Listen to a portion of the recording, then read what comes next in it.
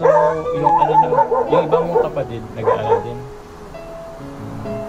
Buti naman hindi ka pa nakaisip mag-stop. Nakaisip po. Nakaisip ka. Kasi? Kasi nga po, para po matulungan po sa pamasahe. So parang willing ka mo sa mag-stop muna para sa kapatid mo. Grabe.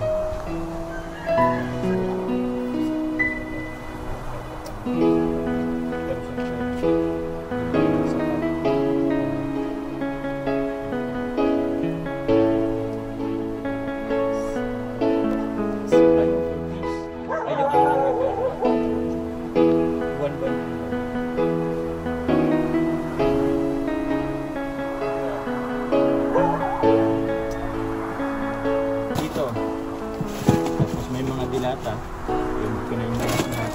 Siyempre, meron din tayong bigas. Siyempre, labas po yung bigas.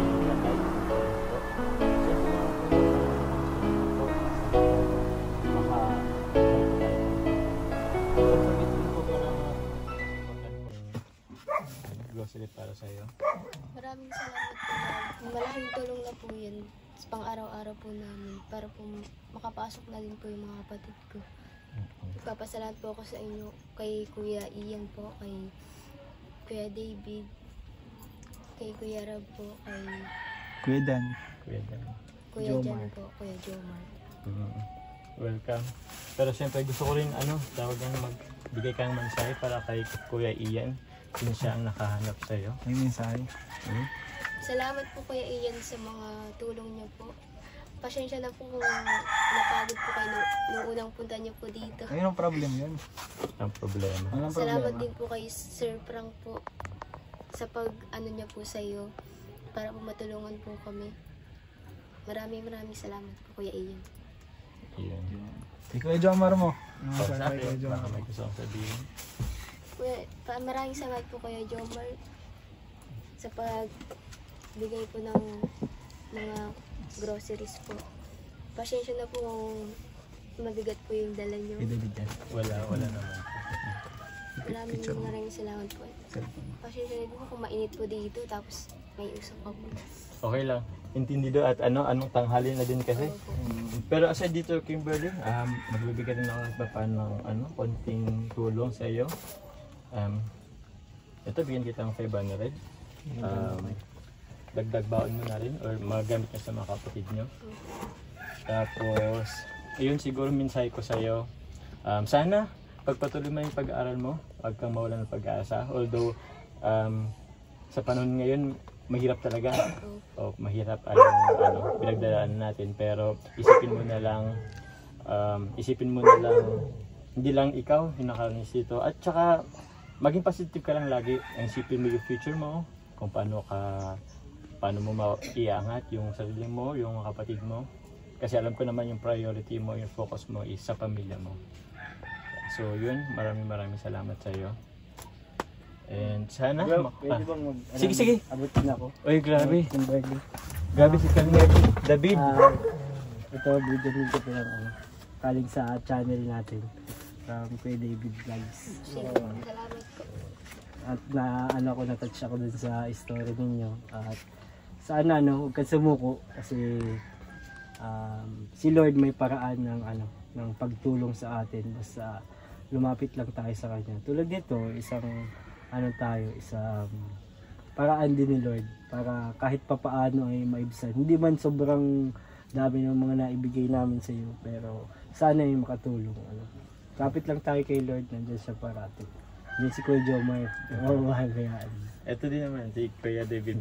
Kuya David, salamat sa iyo kasi nagbigay ka rin. Pasensya na din sa bigay namin sa iyo. Yun. Thank you Kuya David.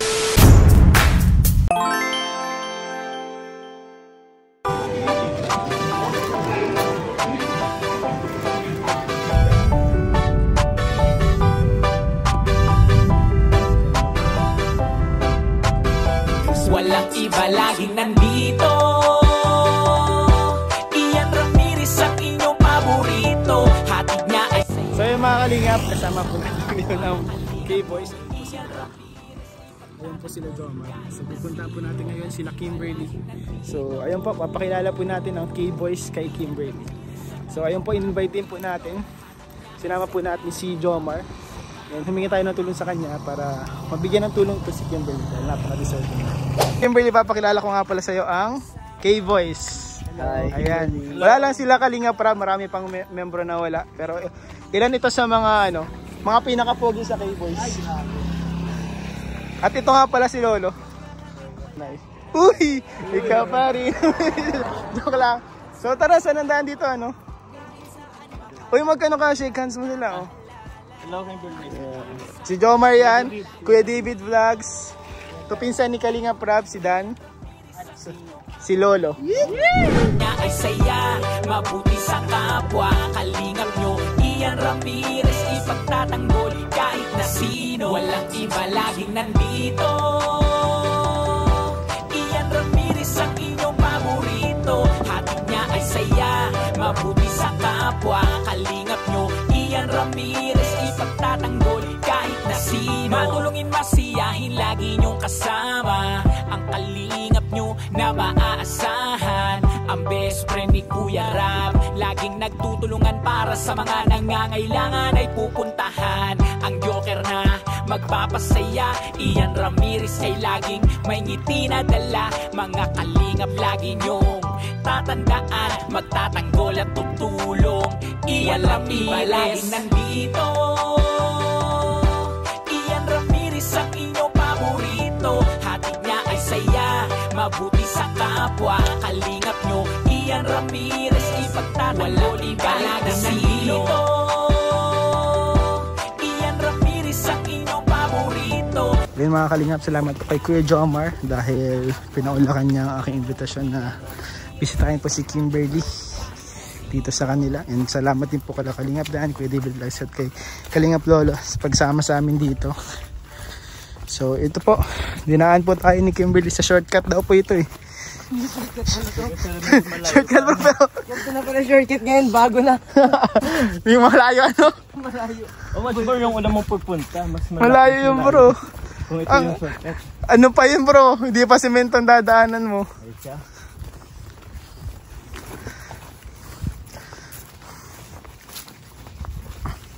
So yung mga Kalingap, kung hindi nyo pa po napanood yung first vlog natin kay Kimberly, so ilalagay ko po dito yung picture and lalagay ko po sa comment section ang link nung first vlog natin. So yung mga Kalingap, medyo mahaba itong shortcut na nadaanan namin. Ayun po. Ayun po mga Kalingap, na meet na po ni Kimberly and K-Boys. And nakakatuwa dahil sinamahan nila tayo dito sa natin, natulungan natin. And sana matulungan din ni Kalinga Prab po para mapaayos yung bahay nila kasi ang sitwasyon po nila ngayon napakahirap. Pinapatira lang po sila or nakikitira po sila dun sa tita nila, dun lang po sa terrace. And ayun po open, di ba po open ang terrace and hinaharangan lang nila ng kumot yung terrace para hindi sila mabasa, dun sila nagsisiksikan. So mahirap po yung ganung sitwasyon and sana po magkaroon tayo ng chance or magkaroon tayo ng opportunity na mapagawa talaga. Sana po mapagawa natin yung bahay, kahit simple lang na bahay, basta may matitiran sila. So po mga Kalingap, ang galing na bisita na po ng K-Boys, si Kimberly. Yan po mga Kalingap, ito po yung bahay nila na nasira po ng ulan. Yun Kimberly, na-meet mo na ang K-Boys. Anong masasabi mo sa mga kuya mo sa K-Boys? Mabait po nila. So ano yung message mo sa mga kuya mo sa K-Boys? Thank you po. Thank you po sa lahat kahit malayo po yung shortcut. Samahan po kayo. So ayun, masaya kami na ma-meet ka namin and fulfilling to sa amin na makita ka nakangiti din and matulungan ka. So ayun, sana wag ka, mas mabigyan ka ng pag-asa and ma-inspire ka. And syempre, nakaka-inspire ka rin, ma-inspire mo rin yung mga tao na nanonood na nahihirapan din na may solusyon and nandiyan ang Lord, gagawa siya ng way para malagpasan yung lahat ng problema. So Kimberly, pupunta na rin kami. babalik naman din kami. Bibisitahin ka namin ulit ha. Sige. Salamat, bye-bye. So ayun Lola, nung masasabi mo kay Kimberly na na-meet mo na siya. Grabe, napaka inspiring yung kwento niya. Dapat deserve din matulungan. Kasi sipag niya mag-aaral. Tapos with honors pa. With honors kayo with honors pa yun si Kimberly. Yan niyang kalagayan, sipag niya mag-aaral. Kung ako niyan, hindi mo alam kung kaya mo magkaroon ng honor. Kung gano'n yung sitwasyon. Kasi ang priority ko niyan, yung pangailangan ko, pagkain. Pang-araw. Kanya, pangkain, pati pang-eskwela. So yun, grabe nakakapos si Kimberly. Sinamahan pa tayo ni Kimberly Pangas nito guys. Bro, ikaw bro, anong sabi mo kay Kimberly bro? Ay bro, namit mo na si Kimberly. Goods ang mo, maganda yung scout mo, talagang parang karapat dapat talagang tulungan bro. Buti nga nakita mo, paano mo pala ito na... Yung tito ko bro, estudyante siya ng tito ko. Nangihinayang yung tito ko kasi with honors yan. Ma-stop na daw. Stop ko na tayo. Mapapagod ka. Maganda bro, maayos kasi siya, nakakahanga din siya. Buti nga si Jomar, di naman nagdalawang isip nung sinabi mo sa kanya, talagang go talaga siya agad. Si Jomar kasi bro ay may busilak na puso. Oo, talaga. Totoong busilak ang puso niya ni Jomar. Lahat yung mga nababother nga siya pag di siya natutulog. Ay bro, salamat bro. Salamat bro kasi nakasama ako dito kay Kimberly. Oo bro, na-meet mo din si Kimberly. Nakapag-abot din tayo kahit pa paano. Oo, nakapag-abot po si Kuya David. Si Kuya David po nag-abot po ng tulong. Galing po sa kanyang channel. Kakamiss din yung mga ganun. Opo. Yung mga naabutan natin kasi sa totoo lang, wala na po itong time si Kuya David po kasi on call po siya ni Kalinga Prab. So everyday siya kasama. Kaya po ang kanyang charity is True Kalinga Prab. And focus po siya. May mga hindi tayo binablog na charity. Pero andun din talaga. Actually yun yung mas madami. Yung mga hindi binablog po na charity. Lahat naman tayo bro. Kaya, salamat po mga kalingap sa pag-support. Salamat bro. Thank you. More subscribers and supporters. Ikaw bro, Dan, anong masabi mo na meet mo na si Kimberly Baluso? Joke lang. Ayan, thank you bro na nasama ako dito at meron tayong bagong kwento na nalaman, isang tutulungan ulit at syempre talagang deserve nyo din. Ang paglapit mo kay Jomar ay madadagdagan ng tulong. Kaya ayun Ian, sana patuloy pa ang mga blessings na dumating para kay Kimberly.